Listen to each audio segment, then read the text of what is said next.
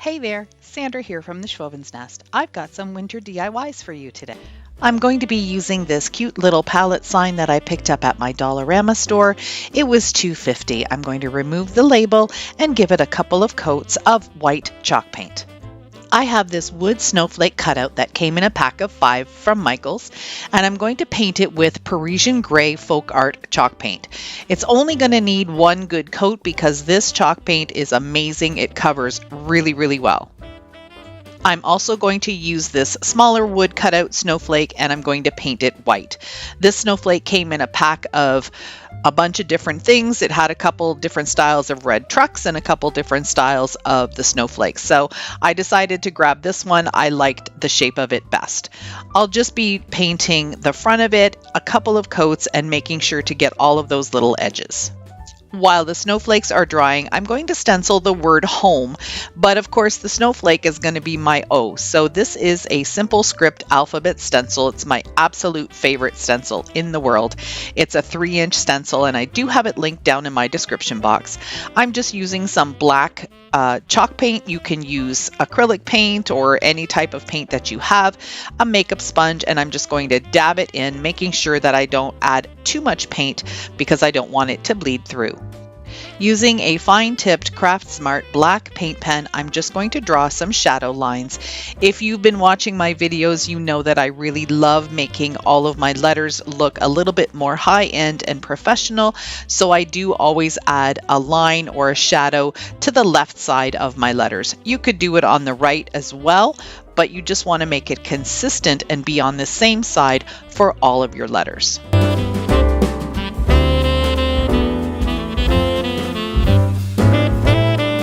I'm going to be distressing this and I'm doing it a little bit differently. I grabbed the paintbrush that still had some of the gray chalk paint on it from when I painted the snowflake, and I just started dry brushing around the edges, and what happened was really neat. I just let the brush kind of go a little bit more onto the wood than I normally would, and it picked up some of the brush lines from when I added the white chalk paint, and it's really starting to look old and vintage. So I've just stumbled upon a little technique that I think I will be adding to my repertoire of different types of ways to distress. To distress the snowflake, I used the makeup sponge that I used to stencil the letters. It still had a little bit of wet paint on it, and I just dabbed it around the edges to give that a little bit more of a rustic look. Then I did the same thing with the white snowflake.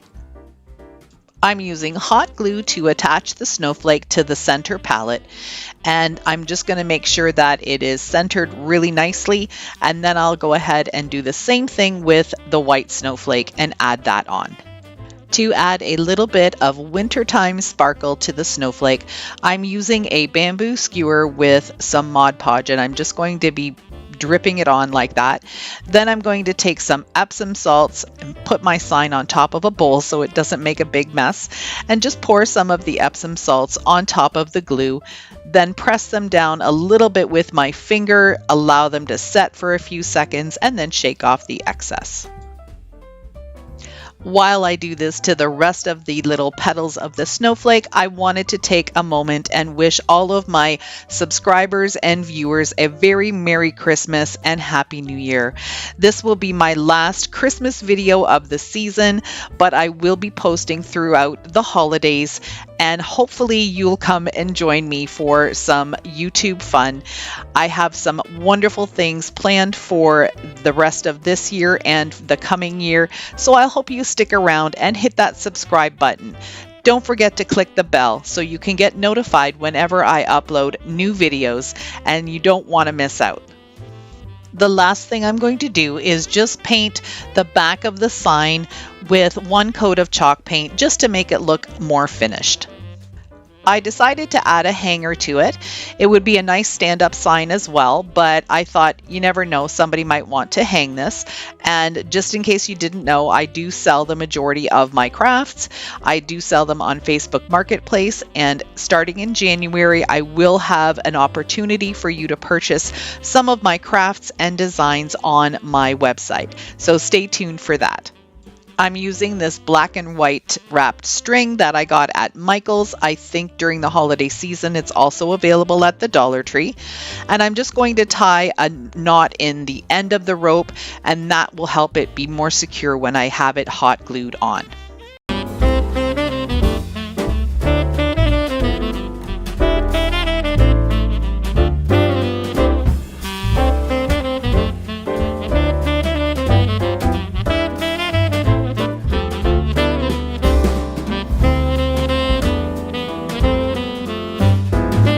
The second project is using this tag that I've already done some painting to one side. I'm going to flip it over and use the back. I've used some masking tape to mark off some stripes. I want the top part of this to be white, so I'm using linen white from Rust-Oleum, and I'll give this a couple of coats. I'm going to paint the bottom portion with Folk Art Maui Sand. It's a beautiful dark gray. I'm really loving the grays and white tones for winter this year. Now I'm taking this little roll of double-sided tape. This is something I picked up at the Dollar Tree, and I'm going to be marking out two small lines that are going to stay the brown color. I wanted it to have a little bit of a wood tone to it, but I didn't feel like doing a wood stain or anything on this because it doesn't have any wood grain. So I thought this might be a nice alternative. So I'm going to just butt these up against the gray at the bottom and the white at the top, so there's just an equal thin line that's going to stay brown. Using Folk Art Parisian Gray chalk paint, I'm going to paint the interior and then let all of it dry completely. I am really enjoying the Folk Art brand of chalk paints. They are available at Walmart. I believe you can also get them on Amazon. And I really love the coverage. You really sometimes only need one coat. It's just amazing, and the colors are beautiful. Here's my favorite part, which is the reveal, and I think this is going to turn out really pretty. I really love the little pop of wood color in between the grays. I cut out a stencil using my Cricut, and this is just on cardstock. I'm going to use the white chalk paint for the snowflakes at the bottom, and I'm just going to pounce my brush really lightly. I don't want it to get any bleed through. I want the snowflakes to be kind of different, so each of them does turn out a little bit different. And I do get a little bit of bleed through on the large one, but I'm going to fix that later. For the snowflakes at the top, I'm just going to change the direction of how I place the snowflakes, and I'm going to use the Parisian gray. So I did have a little bit of the gray overlap onto the white, so I'm taking a fine artist brush and just cleaning that up. I'll do the same thing with the gray down at the bottom. I'm so excited to share with you that I will be having all sorts of different designs available on my website starting in January. So this snowflake stencil was made out of cardstock, but you could order it as a plastic stencil, which would be reusable, and you can also get it as a free printable. So I'm going to have lots of different options for you as a crafter, if you are one yourself, to be able to take advantage of all of the designs that I create. So for this sign, I cheated a little bit and I used my Cricut and cut out some black vinyl to say the word welcome, and I'm just going to apply that into the middle space. For the hanger, I'm going to use this buffalo check ribbon that I got at Walmart. I'm going to cut it down to the length I need and then hot glue the two ends together. I really love the way this project turned out. I think it might be hanging on my front door for the winter season.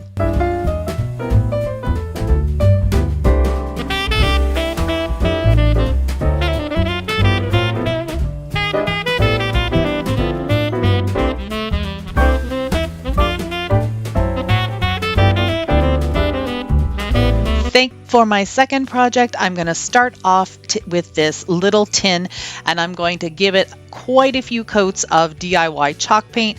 I think I end up giving it almost 3 coats, making sure it dries really well in between.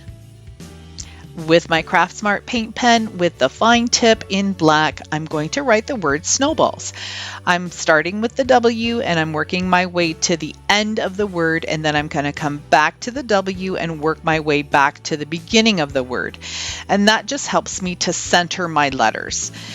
The other thing that I'm doing is I'm just writing the letters in right now. I'm not taking the time to do a font style. I just want to get my letters down so I know what I'm working with, and then I'll figure out what kind of little fun font I want to use for them and make them look all symmetrical and the same with that. Now that I've got my letters, I'm going to go through them one more time and make them thicker. The other thing that you can do to make your lettering look more professional and more high-end is to make sure that where you start and stop your letters, so all of those lines are nice and straight at the end, so you don't have like a little jagged edge. You might see me do some little horizontal lines here just to make things look a little bit cleaner. Since this is turning into a fun little snowball bucket, I decided just to add some little circles to all of the corners or the edges of the letters and make it just look really sweet and fun. I really like doing shadow lines on my letters, so you're going to see me do this a lot when I'm doing freehand writing. It just helps to make it look more like a decal or something you would find at a store. I wanted to add some snowflakes to the bucket, and I really like the look of these. This stencil was a little too big, so I'm just going to use it as a reference and hand draw some of my own. The nice thing about drawing snowflakes is they don't have to be perfect, because snowflakes out in the real world aren't perfect either. I just love the enamel look with the white and the black. So I'm just taking a makeup sponge and some of the black acrylic paint and just going across the rim on the bottom and the top of the little bucket. So I'm just going to make sure that I get as close as I can without actually mucking up and getting too much on the tin itself. And then I'm going to flip it over and get the top side of the rim as well. Instead of filling the bucket with a whole bunch of styrofoam that I don't really need, I cut out a circle of cardboard that goes down about an inch, almost to like that first line that you see there on the tin. And I'm just going to give it a couple of coats of white chalk paint. Adding just a little bit of hot glue to one side, I'm going to get it positioned into the tin where I need it to be, and then I'll push it down and then use some hot glue just to hold it all in place. So I broke down and bought a bag of this shredded snow, which is just shredded plastic. And I thought I would try using it on this project to see if I liked the look of it. I didn't use any of it in my Christmas decor because I wasn't sure that it was going to be something I was going to like. But I thought, well, now with winter and I'm doing a lot of snow projects in the next little bit, so I thought, what the heck, I'll give it a shot. And it actually looks pretty cool. So I'm just using some hot glue and then I'm pouring it on and tapping it into place, and then I'll shake off the excess. I picked up some of these styrofoam balls before the holidays at Michael's, and I got these because I liked the rough texture of them and they already had some sparkle to them. They were in the floral department, but they're not the smooth styrofoam that you normally see. So I'm just taking some hot glue and gluing them in, and then I'm going to pile up the last 3 to make a nice mound of snowballs. Using some hot glue, a pair of tweezers, and some more shredded snow, I'm just going to fill in all of the gaps in between the snowballs. And it looks pretty good when it's done. I already did the same thing down at the bottom to fill in the gaps between the cardboard and the snowballs, and I think it's looking pretty cool. I wanted to have it look like there was some snow on the edge of the bucket, so using a bamboo skewer and some Mod Podge, I literally just dripped some of the glue on and then poured on some Epsom salts, and they stick really well to the Mod Podge. It looked really cute, so I just continued to do that all the way around the bucket in some spots, and then I did some on top of the snowballs too. I decided that I wanted something a little extra for this, so I'm making a little sign out of a jumbo popsicle stick. Those were my miter shears that you saw me use. They are fantastic, so if you're a crafter and you do a lot of little cutting like this with sticks and pieces of wood, you need to grab these. I do have a link for them down in my description box. I'm also now taking just a couple of pieces of these coffee stir sticks that are just little tiny popsicle sticks, and I'm going to use some hot glue to put these two pieces together. I'm going to give it a couple of coats of my DIY white chalk paint. For the stake that's going to be holding the sign, I'm going to use the rest of the little coffee stir stick, and I'm going to paint it black. The makeup sponge that I used earlier still had some black paint on it, so I'm just dabbing it around the edges to make it look a little bit more rustic too. Using the fine tip Sharpie pen, I'm just going to write the words "Rolled Fresh Daily," and then I'm going to glue the sign onto the stick and glue it right into the snowballs.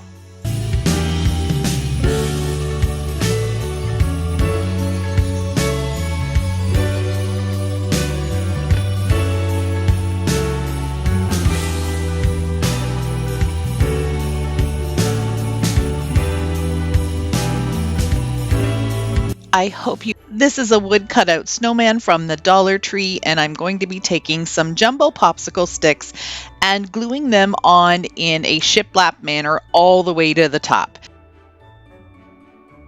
Once I'm done gluing them on, I'll flip him over, put him down on my self-healing cutting mat, and use my utility knife to trim off the popsicle sticks. So here he is, my little wood snowman, and he's going to get a couple of coats of DIY white chalk paint. If you're interested in how I make DIY chalk paint, I've got a recipe down in my description box. I grabbed 3 of these 8x10 canvases. They were 3 for $3 at Walmart. I painted them white, and I'm going to use this one as the backdrop for my little snowman. Before I attach the snowman, I'm going to use this snowflake stencil that I cut out using my Cricut Joy and some Parisian gray chalk paint. And as I move around the canvas, I'm going to change the direction of the snowflakes. I'm also going to have some of them fall off the page, so you'll only see partial snowflakes, and that just gives it more of a high-end look. While the snowflakes dry, I'm going to work on my snowman. I'm taking that same Parisian gray chalk paint and I'm going to rough up his edges, make him look a little bit distressed. I'm also going to do a little bit of black, and then I'll run my brush across the snowman the same way the popsicle sticks are and give him some more distressing that way. Using a generous amount of hot glue, I'm going to glue the snowman down onto the canvas. Using my Cricut Joy, I designed a decal that says "There's snow place like home," and I'm going to go ahead and apply it. What would a snowman be without a cute little hat? I've got these little leftover socks from when I was making some gnomes, so I decided to give him a cute little blue toque hat. And I'm just going to glue that on and then fold up the brim and make it look really cute.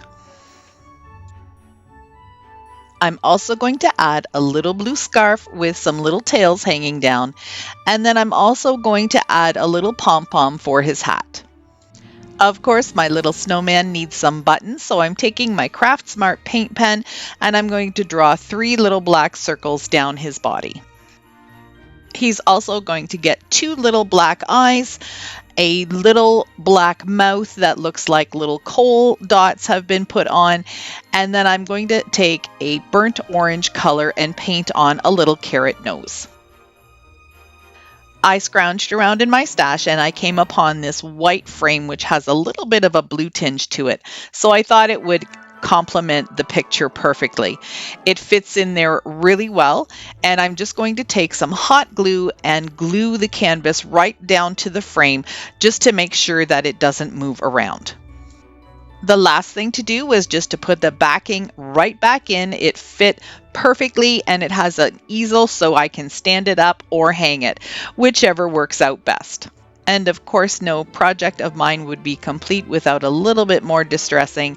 So I'm just using that same brush that has a little bit of black paint on it and just going across the frame just to bring out the dimension of those lines.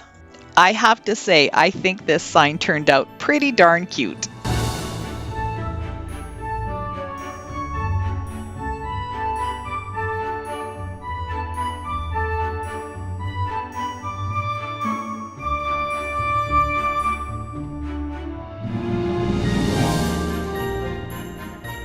The third DIY I have for you today is using this lid that came from a box. You can see it had some kind of gadgets inside of it.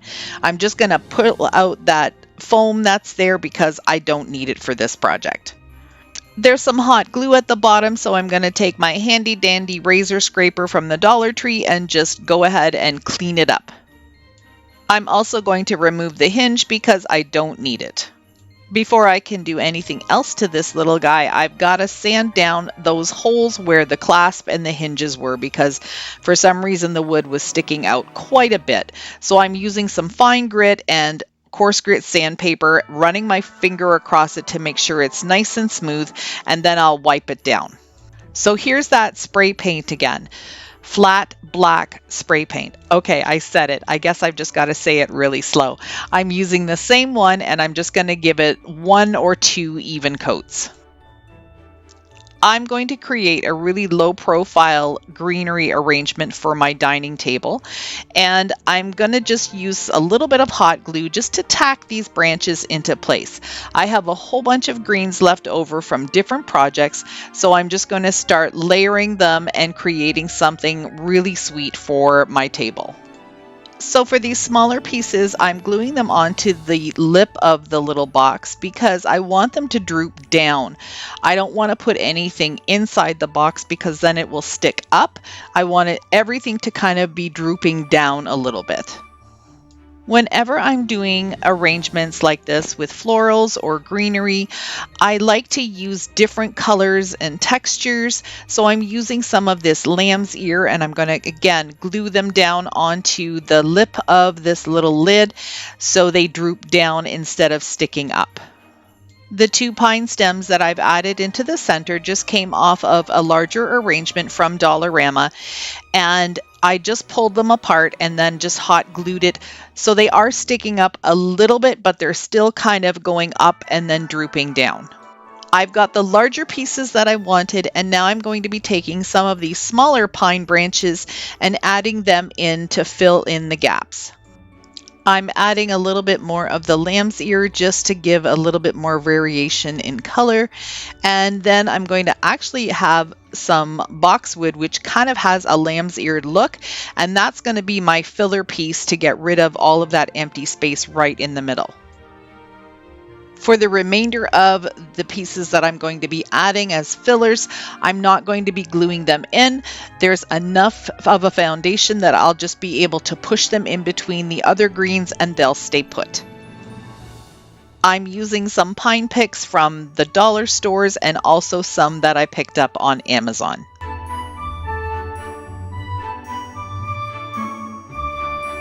I want this arrangement to last me throughout the winter as well, so that's why I'm not really putting a lot of the Christmassy festive colors in with it. I've decided to use these frosted berries that I got at Dollarama in a big bush. I'm going to cut them down to about a 4-inch length and then just push them in all the way around the arrangement. I'm also going to cut some in about a 1 or 2 inch piece and stick those around, and then I have a few little loose ones that fell off that I'm just going to toss in and see where they land. Once I get the arrangement to my table, I'm going to add these glasses filled with Epsom salts and some IKEA candles. I'm really happy with how this arrangement turned out. It's going to be perfect on my dining table.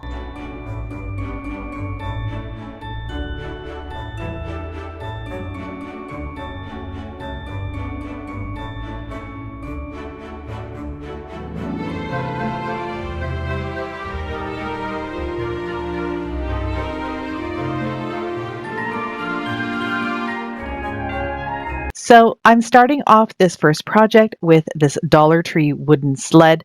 I'm going to paint the top flat portion of it white, and I'm going to paint the little bar across the two rails, white as well. I'm going to go ahead and give them 2 coats, letting it dry in between. I'm going to make sure I get all around those dark burned edges from the cutout marks.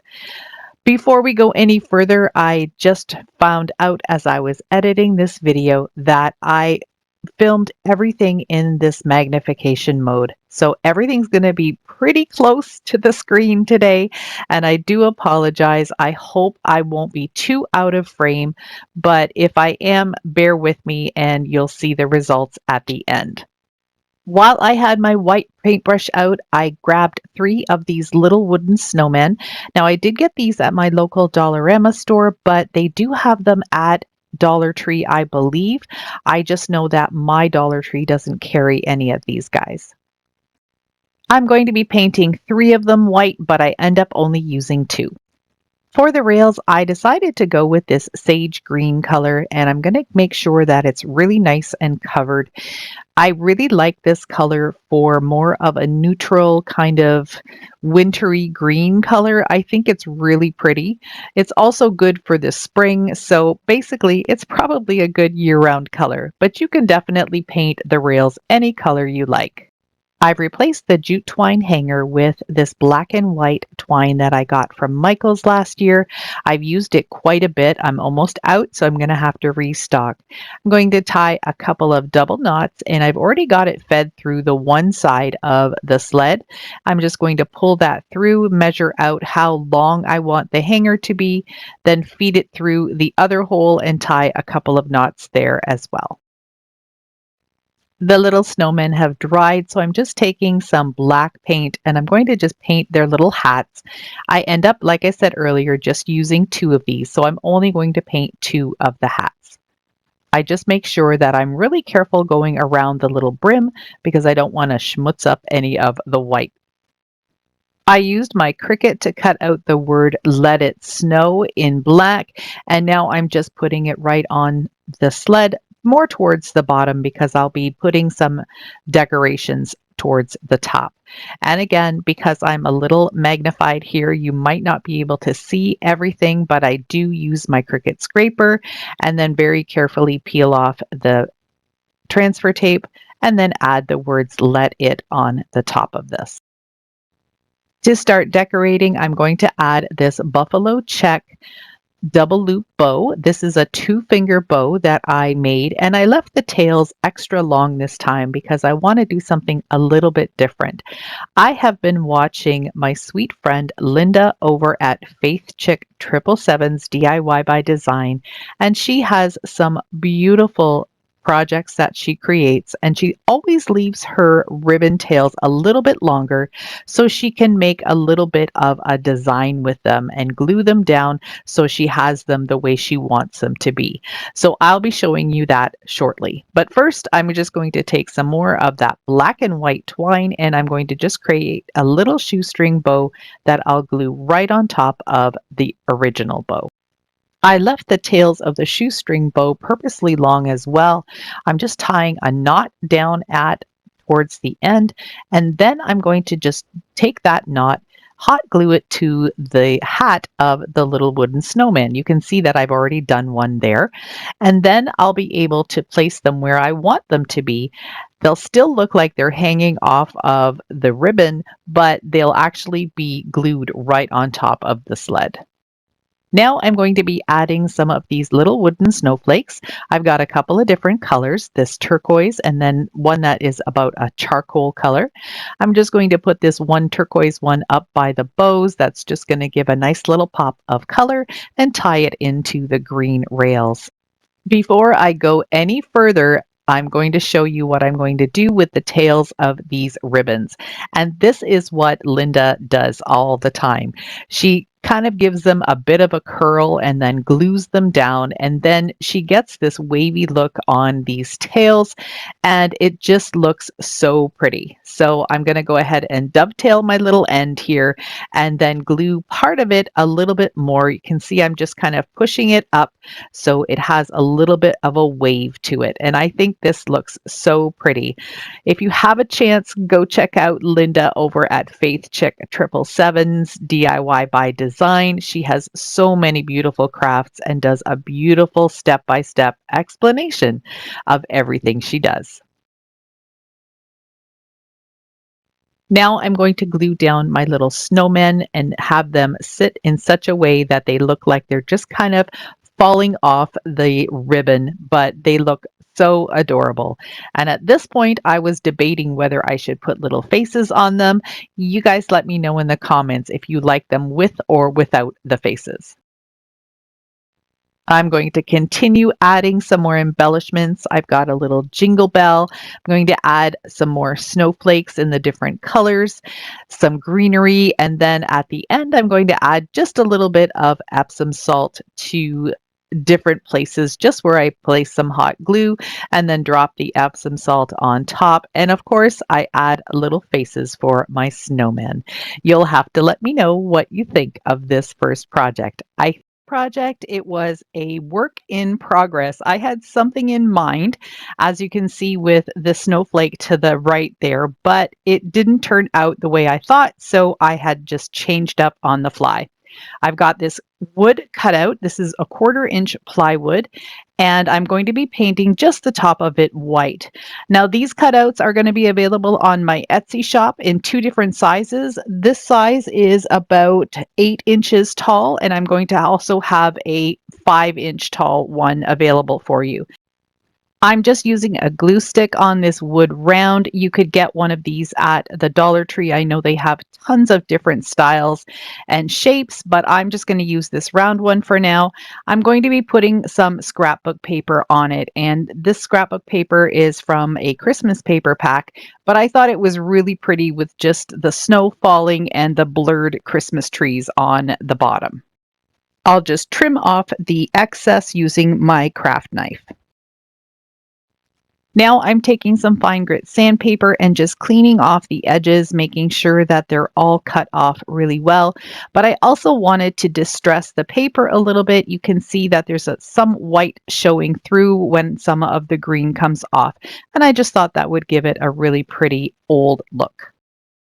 I have seen other crafters make little hats for their snowmen just using a roll of toilet paper, cutting it down maybe about 1/2 inch, and then taking some yarn or wool or twine and feeding it through and making a little hat design out of it.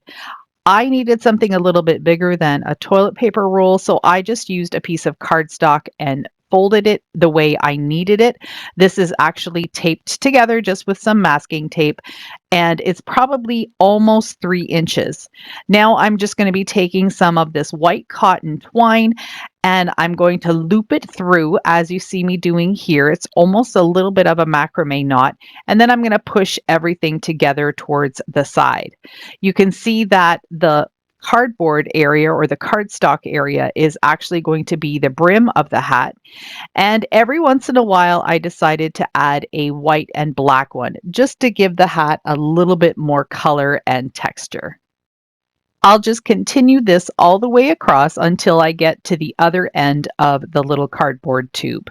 But I'm just going to be doing the top side. I don't need anything on the back. I took another piece of the twine and now I'm going to just lay the little hat right on top of the twine. And this is the back side of the hat. I want the corner ends to kind of fold in so it looks 3D, although it's still going to be flat.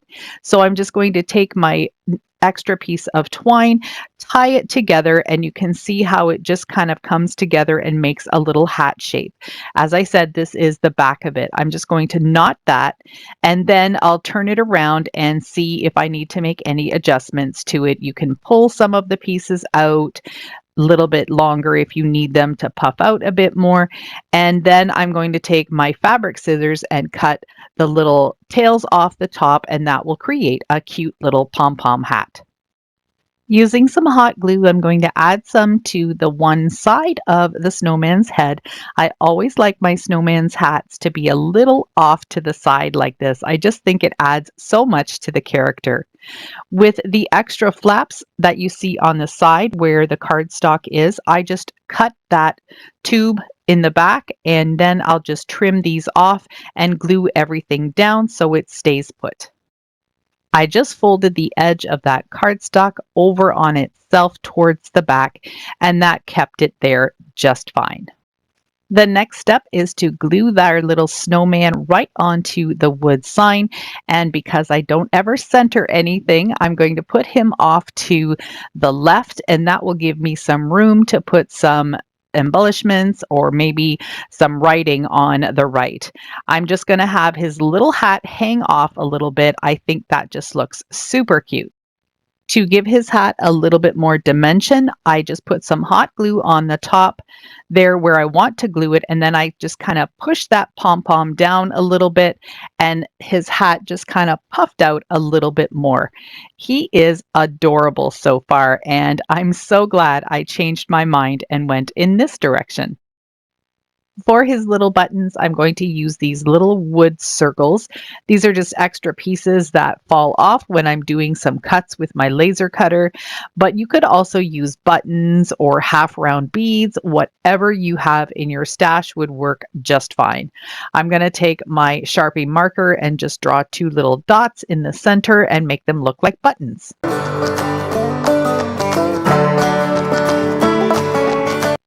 I like to do my eyes with an upside down U. That's how I start them. And if they're not exactly the same, that's okay. Then I'm going to take my marker and go from the inside corner across the bottom, and I'm just going to give it a little bit of a tail. That gives you a nice little round cheek effect. Next, I draw another little arc inside of the eye, and then I start coloring that black. But I like to draw a little circle, and then that will become the little shiny white dot on my eye. If you don't do the little circle, you can definitely just go in with a little paint pen or even just the end of your paintbrush and some white paint and put a little white dot just so he has a bit of sparkle. I'm going to draw some little circle dots all the way around and give him a beautiful smiling face. Then for his nose, I just like to do a little backwards C, and that gives him just a nice chubby little nose. So my snowman's starting to look pretty cute, but he's a little bare. He needs a scarf. I'm just going to take some of this twine that I used for his hat, wrap it around all four of my fingers. I think I did it about 20 times. Then I'm going to tie off both ends, sort of like when you would be doing a tassel, but I'm not going to actually make a tassel. I'm just going to tie off both ends so I have a circle. I pull through a piece of twine on one end of the yarn and then tie it real tight, and then I'll do the same thing for the other end of the yarn, making sure that I've got it fairly even.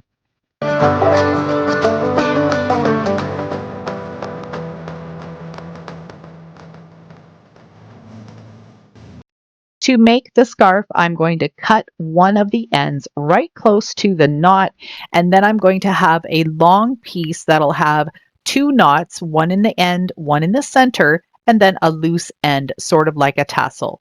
I'm going to clean off any of the extra strings that I don't need, and then I'm going to use my hot glue gun and glue down the one part of the knot on the inside first.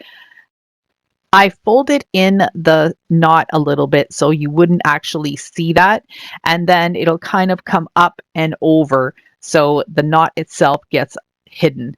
Now I'm going to just take it and pull it to the other side, and I decided to go ahead and give it a little bit of a twist, and that just made the scarf look a little bit more fun and have a little bit more character. Then I puffed that up a little bit more and glued the second knot, which is the middle knot, right to the other side of the neck. Using my fabric scissors, I just trimmed off the hanging part just so it wouldn't be quite so long, and so all of the ends were the same, and I'm just going to let that hang loosely like that. I went to my Cricut and I cut out the word snowman with some black vinyl, but I also created an offset, which means that it's just an outline of these letters in a different color. So I did that in white, and it's going to be hard for you to see, but I'm going to be just laying the black letters right on top of the white offset, and I'll be using the transfer tape to do that, and then both of them are stuck together. I'm going to place the vinyl down right around the scarf area, just a little bit higher, and just make sure that it's even before I actually press all of it down. And you can see how the white offset really makes those black letters pop. I'll have this whole quote in the meadow we can build a snowman available as a free printable, but I'll also leave a link for the actual Cricut design in my description box. I wanted this sign to be a standing sign, so I'm using a large Jenga block and I'm going to use that as support for the back. Then I'm going to put a tumbling tower block in the front to give that support in the front. You'll be able to see the one in the front, so of course I'm going to cover it up using some beautiful frosted greenery, some pine cones, some cedar branches, and a little bit of green boxwood. I added a little pine cone and some greenery to his hat and a little bit under the snowman quote, and I think this turned out super cute.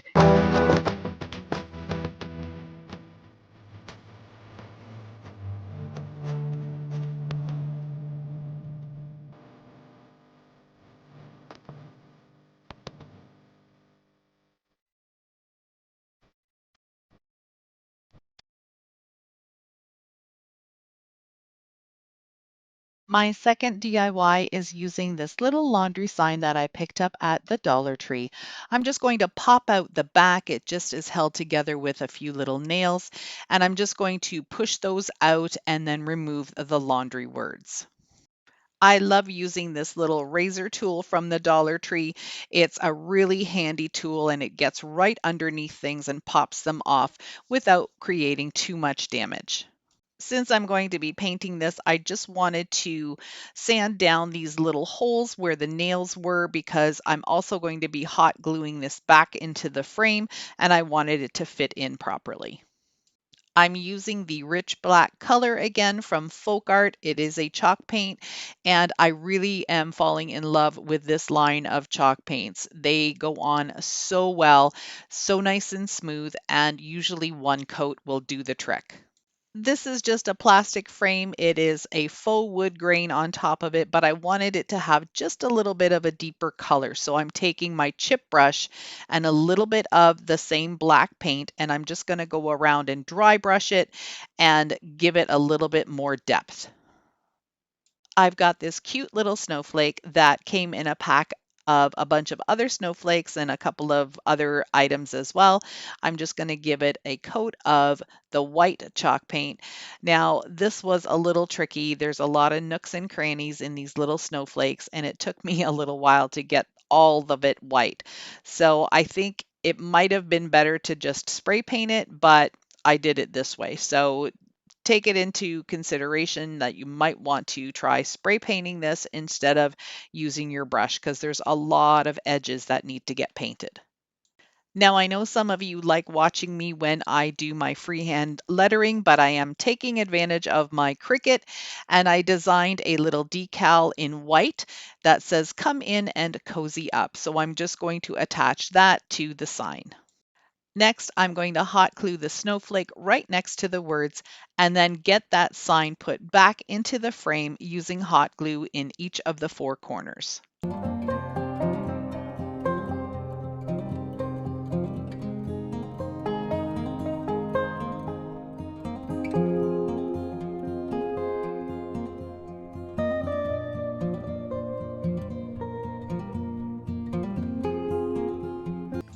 I'm starting off with my first project and I'm using these garden stakes that I pick up in a pack of 10 from my local Dollarama store.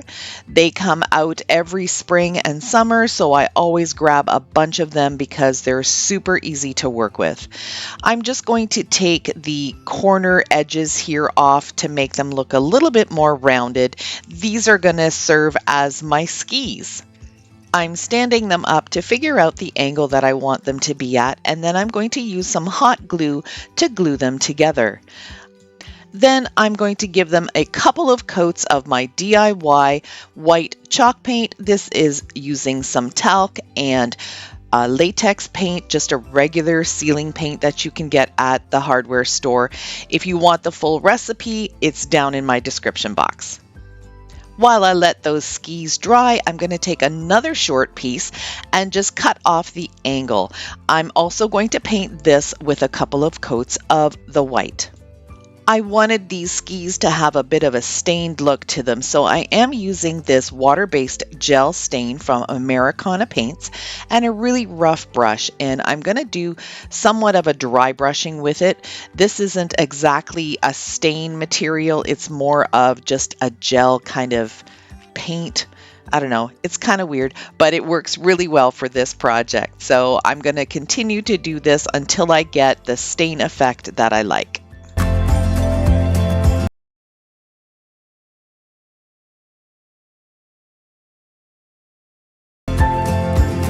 Taking the little piece, I'm going to use the same stain, but this time I'm just going to distress it around the edges. I want there to be a contrast between the skis and this little sign, so I'm just going to leave the interior more white. I got the brown on there fairly dark, but I wanted to add a little bit more texture and distressing.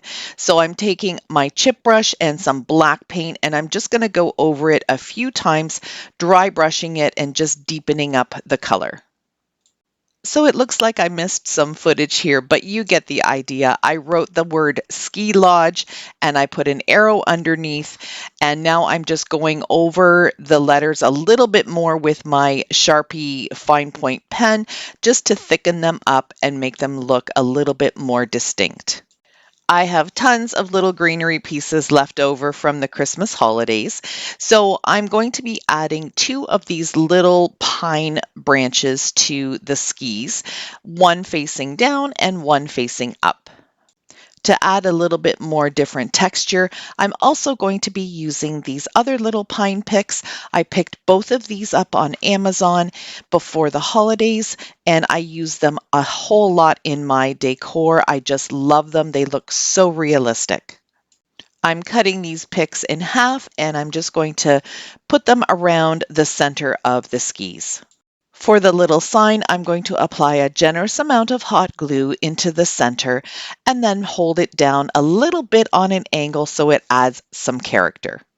Because this is a winter decor item, I'm going to add these little white frosted berries that I picked up after the holidays, but they were part of the Christmas decor at my Dollarama store. So I'm just going to trim off some of the little brown pieces that are the stem and then cut some smaller pieces and glue them around the sign.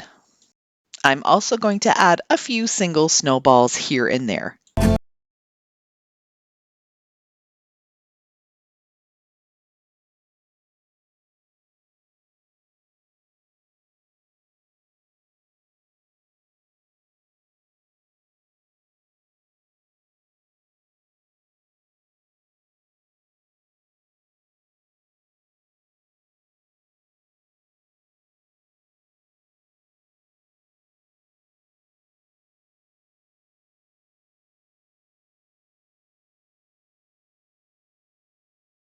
This is also one of the Dollar Tree signs that I got from my sweet subscriber, Kimberly. Thanks again, Kimberly. I'm just going to use this little scraper that I have, and I think these are available at the Dollar Tree as well, and gently just pry off the bottom 2 windows. I don't need those for this project. Then I'm just going to sand down any of the rough edges and make it nice and smooth. The great thing about using chalk paint is that it has a really thick consistency and it will camouflage all of these little sort of carved out images that you see on this sign. So I'm going to go on fairly thickly with this and then set it aside to dry completely. I want this to look like a log cabin. So the first thing I'm going to do is use my pencil and I'm going to press fairly firmly to get a nice dark line. I'm not going to measure these lines at all. I'm just going to kind of eyeball it and go all the way to the top. Using a short and stubby chip brush, I am dunking it in the Americana Walnut Gel Stain. This is my favorite type of stain to use. It's really easy to work with and it's water soluble, so it comes off your hands super easy. This is a technique that I learned a long time ago from Holly over at Hot Humble Pie, and this gives you a really wonderful wood grain look. Now, don't be perfect with it, just kind of start and stop in different areas. You can see that I'm trying to make it look a little darker in some areas and lighter in others. So keep working with it until you get the look you like. Once the stain was dry, I went over the lines that I drew with the pencil with a black colored pencil, and this just brought out the look of logs even more.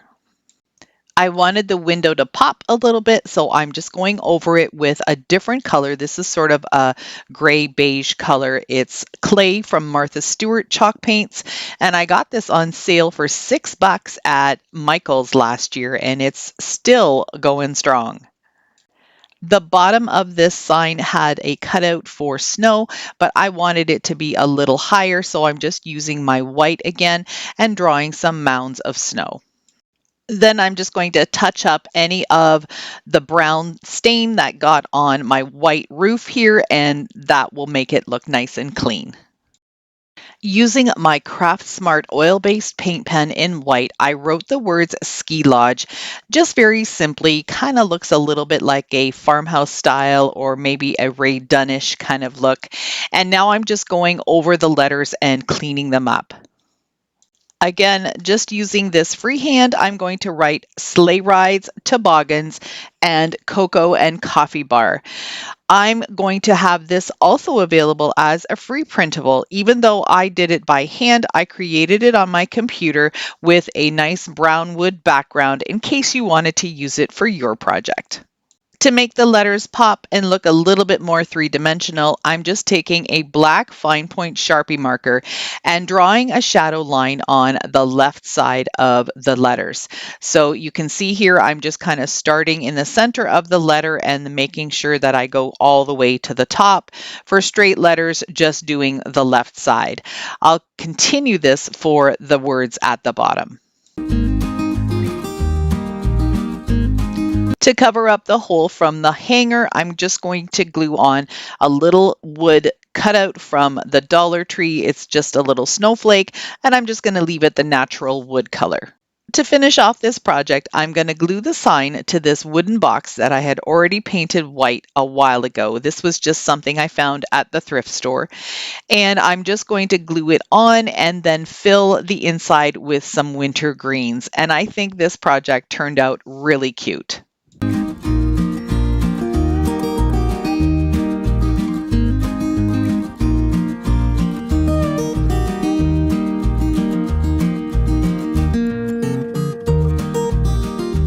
I was browsing the Kirkland's website for some winter decor ideas and came across these two carved whitewash finials.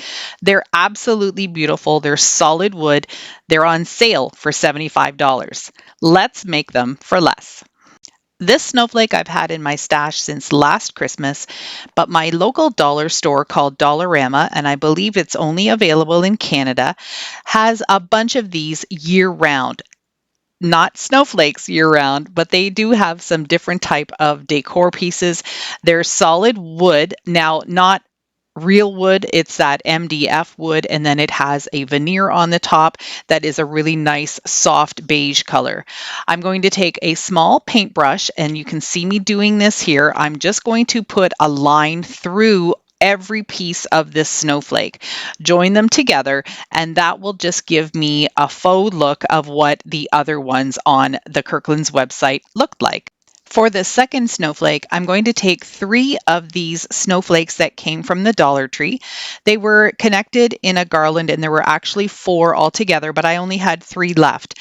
I would have preferred to do 4 or maybe even 6, and that would have made it really nice and thick, and it would be the same thickness as the first snowflake.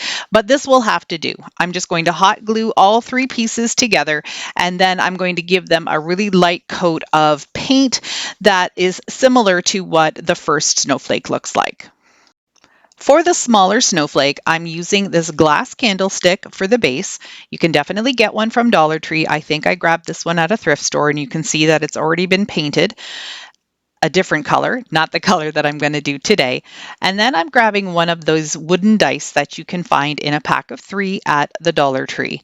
I don't know if they carry them everywhere, but I've only been able to find them a couple of times. So when I find new things at my Dollar Tree, I usually grab a few different packets. Then I'm going to take this large bead and I'm going to glue that on top of the dice, and that's going to give me the base for this first finial. The hot glue is all set up, so I'm going to go ahead and give this a coat of paint so all of the pieces are the same color. This color of paint is a latex paint and it's called Mushroom. I believe it's by Glidden. It was just a regular house paint color. It's very similar, I think, to the mineral color in Waverly chalk paint. I'm not sure if that one is maybe a little bit more gray, but this is sort of a gray beige kind of color. I'm going to go ahead and give everything on this a really good coat, but just one coat because I'm going to be doing a different technique on it for the second coat. Don't you just love how painting can make a piece look cohesive and meant to be together? I had glass, I had wood, I had square, I had round, and now everything just looks like it belongs together.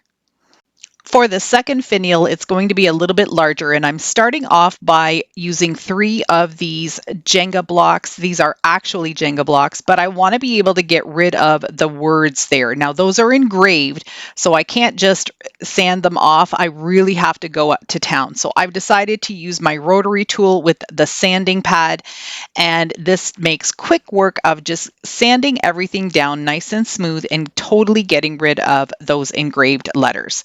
If you don't have a rotary tool, I would suggest getting one. It really is handy for sanding, for cutting, for drilling, and it's a really wonderful tool if you're just starting out with crafting. I'll have a link to mine down in the description box. As you can see here, I am gluing the 3 Jenga blocks together, making sure that the sanded portion is on the outside so you don't see any of the letters. Now, I do need to apologize for the closeness or magnification of this video. I did have my camera set to a different magnification level and forgot to switch it back. It will get better soon. I'm going to be taking this piece of pallet wood and I'm going to just glue those 3 Jenga blocks right on top of that. I'm basically making a candlestick. So you can use whatever you have on hand, scrap wood, or if you need to go and get something, you can cut some pieces from the Dollar Tree wood pieces as well. But I'm just using what I have in my stash. I absolutely love working with spindles. That's why I have a ton of them in my garage. And I'm just going to take this one that's already been cut down and just glue it right on top. And that's going to be the base for the second finial. Back to regular mode, thank goodness. I'm taking a little chip brush, and basically any type of rough brush will work. I'm going to dry brush some white on top of this beige color. Now, I started off a little lighter and decided that I wanted it to be a little bit heavier, so you will see me adding a little bit more in a bit. The larger candlestick, if you can see there, I just added one of the wooden dice also to the top of this one because that just made it have an extra level. I have this 1/2-inch wooden dowel. This came from a wood pack from my dollar store as well. I've had this for a really long time. Whenever I see wood pieces that I think might be useful in my crafting, I always stock up on stuff. This was a kids wooden building block set and it had these cylindrical pieces in them. This is perfect. So I'm going to go ahead and glue this on. Now, originally I had drilled some holes in there because I thought I was going to need that. Didn't need that, just glued it right on top. For the small one, I'm using a thinner dowel. This one is, I believe, just 1/4 inch, and I added some hot glue right inside the bead and then stuck the dowel in there. In order to get the smaller snowflake to sit properly, I had to go get a larger bead that had a big hole in it, and that gave me the ability to push one of the little ends of the snowflake right inside of the bead. I made sure that it was really well set with the hot glue, added a little bit of extra on the bottom, and once that was fully cured, then I added it to the dowel with some extra hot glue. And of course, I did have to hold it in place until the glue set up. Otherwise, it was going to be kitty wampus, and I didn't want that to happen. In order to get the large snowflake to glue properly on top of that large wooden dowel, I'm going to have to cut off one of these little edges and make it flat. So I pulled out my rotary tool, and this time I put on the cutting disc, which is just a round blade that spins. And because this is MDF, it goes through like butter. It's awesome. I love using this tool. Just be aware when you're using a tool like this, there is a lot of sand and grit that flies around, so you might want to be in a well-ventilated area. And now that I have that area flat, I'll be able to just hot glue that right into place. And again, I'm just going to hold it there until the glue has a chance to set. I think these turned out really sweet. They're not as expensive looking as the Kirkland ones, but I think they do the trick.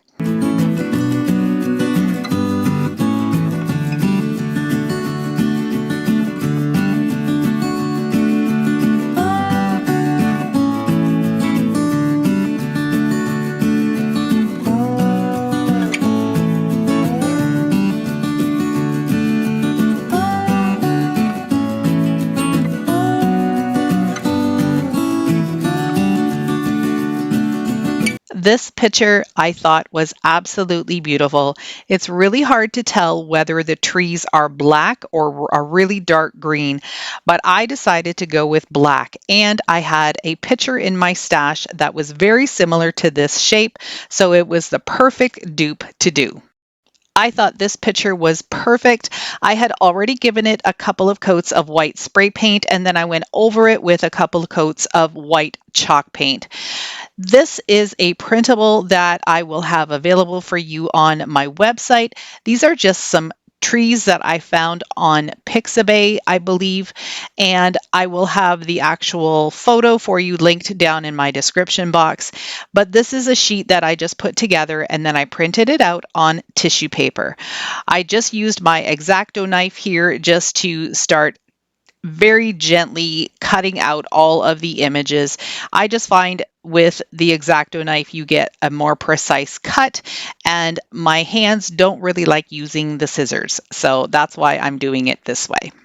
I did take some detailing scissors and just trim off any more of the excess. With the scissors, you are able to get a little bit closer to the actual image.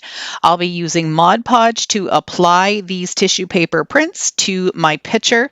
I'll put a coat of Mod Podge on the area first, and then just lay the tissue paper tree down, and then very gently with some Mod Podge on my brush, making sure that it's never a dry brush. It's always got some Mod Podge on it.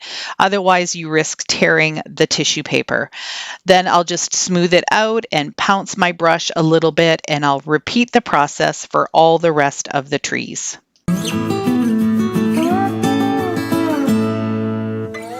If you've been with me for a while, you know that I used to do tissue paper printing a lot. I really like the versatility of it. You can do black and white, you can do color, and it always looks really professional and well done on white backgrounds. Once I had all the trees on, I gave the whole picture a coat of Mod Podge, making sure that I got all of the spaces in between the trees. And this will just make sure that the trees are sealed in, the paint is sealed in on the picture, and that the sheen of it is all the same. I'm using matte Mod Podge, but even the matte Mod Podge has a little bit of a gloss, and I didn't want the tree portion to look different than the rest of the picture.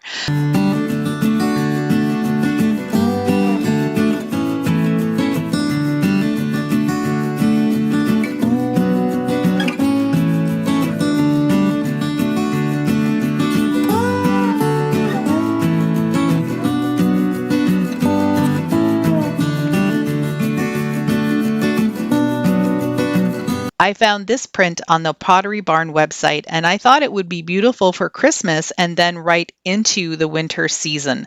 So it could do double duty. But it's an 18 by 18 print with a frame for $129. Let's make it for under $2. The first thing I'm doing is just taking the backing and the glass out of this frame that I picked up at the Dollar Tree. It has this really pretty wood grain finish on it. It's actually plastic, but it has the grooves in it to make it look like wood grain. So I thought this would be a really nice frame to use for this piece. Now, definitely this is only an 8 by 10, but I didn't want to do anything much bigger because I really don't have room in my house to hang anything large. I'm giving it one coat of my black paint.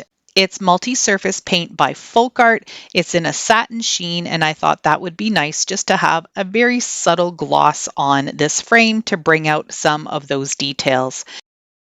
To find a similar picture like the inspiration, I went on to Pixabay.com and found this red barn image with the snow. I think it's perfect. It has the same amount of colors. It doesn't have a bright blue sky or a dark sky.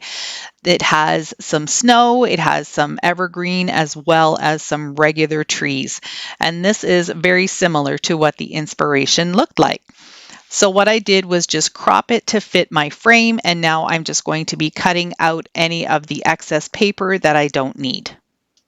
I'll have the original image and the cropped image available for you on my website. Then I simply put it back into the frame. You could paint the back of the frame if you wanted to as well, and then used the easel on the back to display it.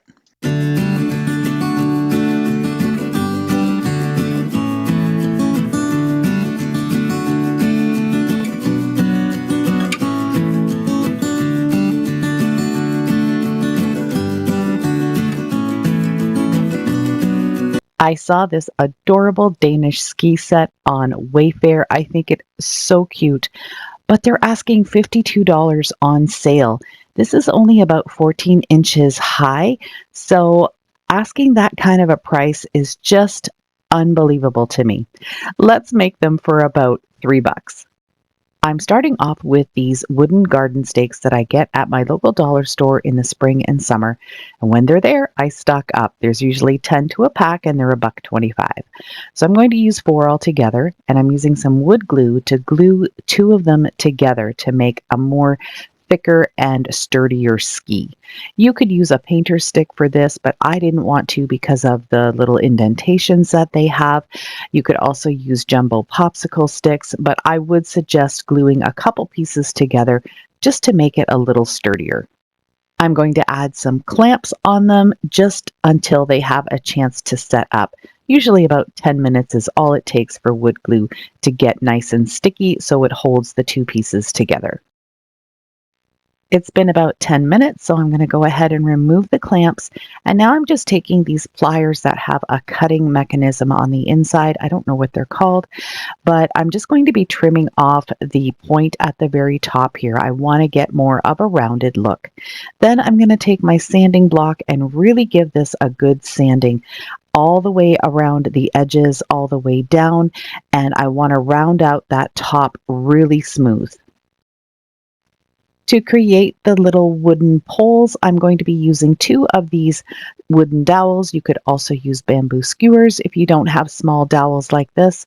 And then I'm going to take this cereal box board and just cut out 4 circles that are about the same size. I'm going to glue 2 of them together just to make it a little sturdier.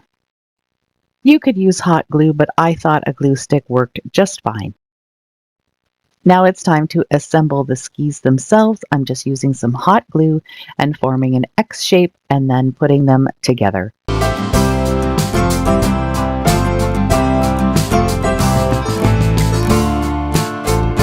I've measured out the length that I want the ski poles to be, and I'm using that same pliers to just trim them down.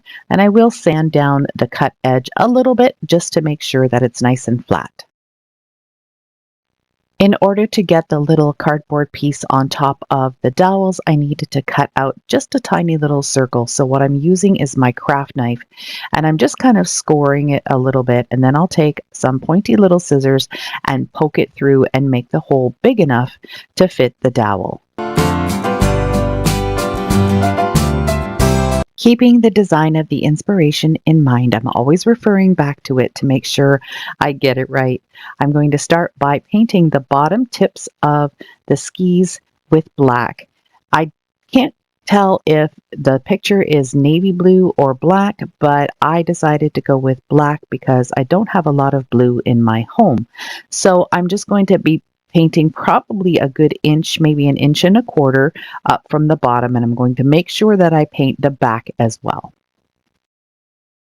I'll do the same thing for the top of the skis, but I'm going to go about 2 inches down and make sure that I give everything a really good coat, as straight a line as I can, just using my paintbrush. Of course, you could use some painter's tape if you wanted an exact perfect line.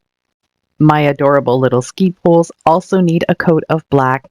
The black paint that I get is from Walmart. I just get the gallon right off the shelf and it's flat black. Sometimes I add my talc to it to make it a little bit more opaque, but most of the time I use it straight from the can. For the white portion of the skis, I am using a chalk paint. This one is from Behr, and it's available at the Home Depot. It's actually not bad. I think it's a really good quality in comparison to some other chalk paints, but I have to say my favorite chalk paint is always the Folk Art Home Decor chalk paint. It's super thick and it covers everything in one coat. I decided to take my black Sharpie marker and a ruler and create some straight lines right where the black and white paint meet. And then, because the inspiration has a stripe, I'm going to just move my ruler down about 1/4 of an inch and just draw a couple of lines as a stripe. And this is part of the uniqueness of these skis. I think the design is super cute. To add the snowflakes, I'm using a really fine point oil-based pen. I get these at Michael's, but you can find them at some dollar stores too, I believe. But I like it because it's oil-based and it has a little bit of more thickness to it, so it really gives a nice line. I'm starting out these little snowflakes by just drawing a circle in the center and then doing 4 lines north, south, east, west, and then I'm drawing some little ticks on them about halfway up the stick. Then I'm going to add some additional pieces, and I'm also going to do some little arrows on the ends of each of these. Now I know this is really hard to see, so I'm going to do the snowflake for you in a larger format. So you start just with a circle in the center, as I mentioned, and then you're going to do your lines up north, east, south, and west, and that will give you your starting point for the snowflake. Then you're going to go about halfway through and draw in some little stick lines that are coming out this way. You can see it's really easy to do. Once this is done, I'm going to draw in some little arrowheads on each of the original sticks that we did, color those in. After that, I'll add some additional lines just in between all of these lines, making them stick out almost as far as the first original ones, and then I'll give them some little ticks more towards the end of the stick, like you see me doing here. And I hope that tutorial helps you make some fun little snowflakes.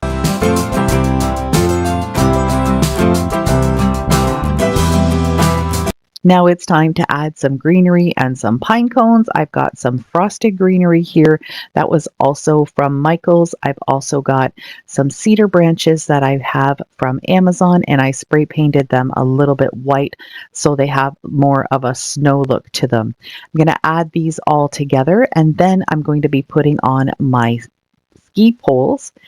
And on top of that, I'll be adding a little bit more greenery and a couple of sweet little pine cones.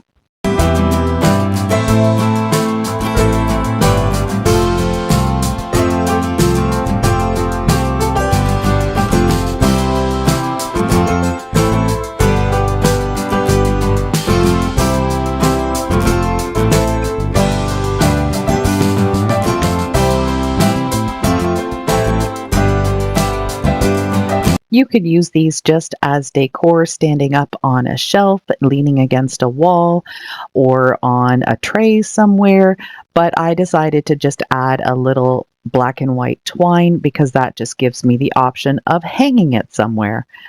I really love how this one turned out, and I hope you like it too.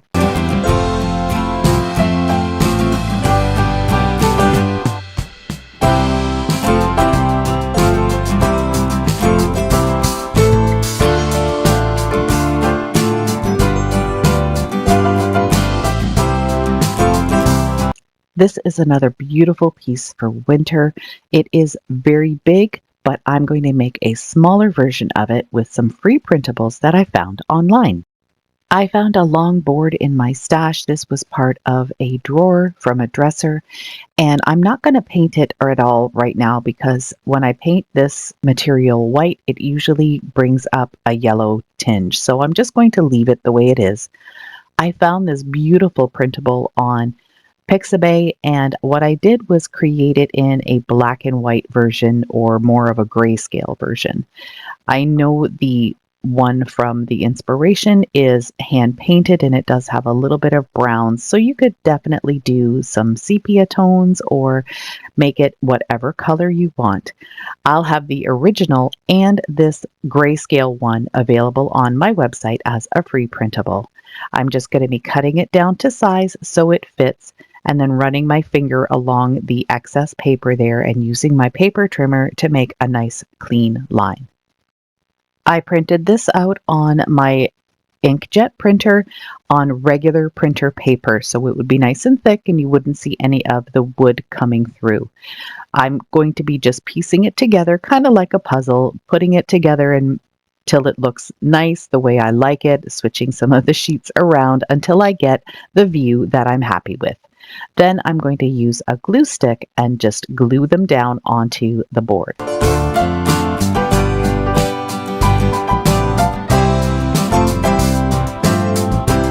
I decided to go and take some black paint and just paint all the edges of the wood that are showing with the black. I thought it just matched much better with the grayscale of the print, and this project is done, and it didn't really even cost me anything.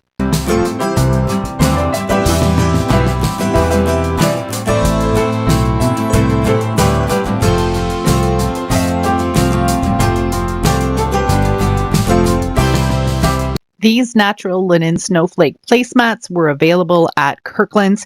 Now they're on sale for $28, and for a set of 4, I think that's a pretty decent price, but I'm still going to make them for less. So for this project, I'm just going to be using some drop cloth.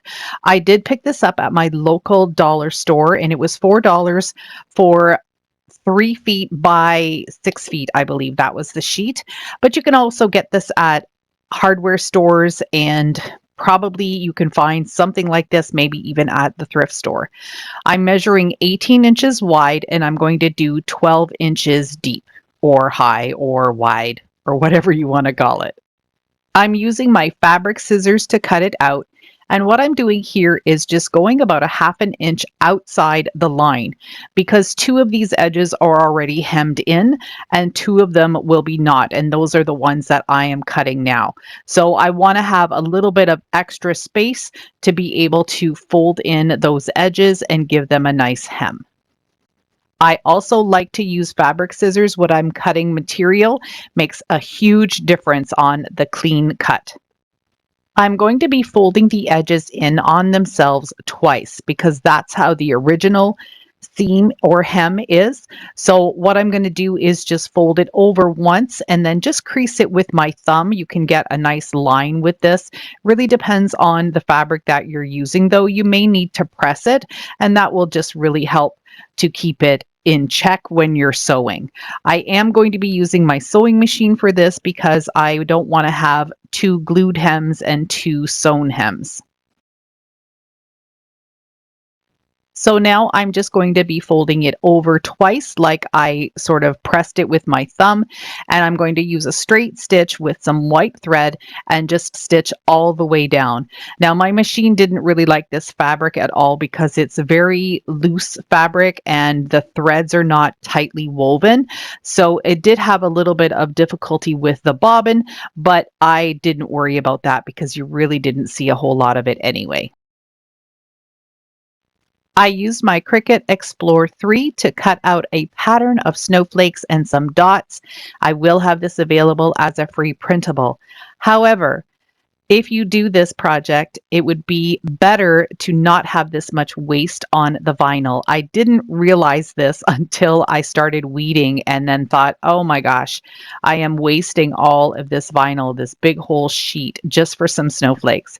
So what I would do next time is just not weld everything together as a group. I would create my pattern and then take my snowflakes and just line them up as well as the dots, and then that wouldn't be as wasteful. And then I'd be able to just cut each individual out and lay out my pattern on the placemat. I decided to use my Hippo mini heat press for this project. I love this little guy. He's not that expensive and it works really well. So what you can do is just turn the button on. You just press it and it will come on. And when you press it again, it will turn off. So what you do then is turn it on, press again, and then again, and you have 3 different heat settings. So you have blue, green, and pink. And I'm going to be putting it on the pink heat setting, which is the highest, and then I'll just wait for the flashing light to stop, and it will beep when it's hot. When you're working with heat transfer vinyl, it's a good idea to press your fabric ahead of time. And I'm doing this while the heat press is still warming up. That's why you see the flashing button there. But it just needs to have all of the wrinkles and some of the moisture pulled out. So you're basically just drying it out a little bit. This is the pattern that I created, and it is much easier to be able to lay your pattern down on your fabric and then use the heat press. But as I said earlier, I did waste a lot of the vinyl. So next time I'll be cutting out each individual snowflake and creating the pattern that way. Then I simply started to apply the heat press to each of the snowflakes and the dots with this thick plastic backing that is on the Cricut vinyl. It lifts off really well, so you can see when your items are already attached to the fabric. I think it only took me about 10 to 15 seconds per item. And I just kind of pulled up the plastic, and if there was anything still stuck onto the plastic itself, I just went over it with the heat press one more time.